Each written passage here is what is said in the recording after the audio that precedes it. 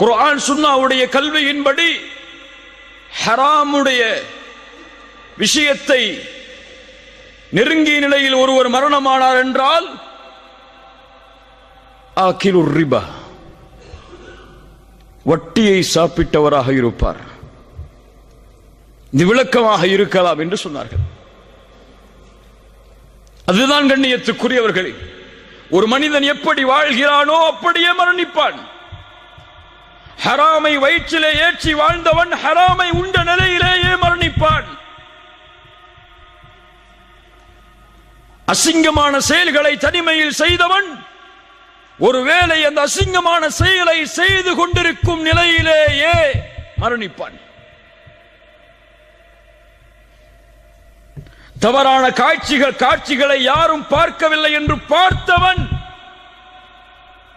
ஒருவேளை அந்த தவறான காட்சிகளை பார்த்து கொண்டிருக்கும் நிலையிலேயே மரணிப்பான். வாழ்வு எப்படியோ அப்படித்தான் மரணம், மரணம் எப்படியோ அப்படித்தான் மறுமையுடைய எழுப்பு. அல்லாஹ் ரப்புல் ஆலமீன் நம்முடைய மரணத்தை சிறந்த மரணமாக ஆக்கி தருவானாக.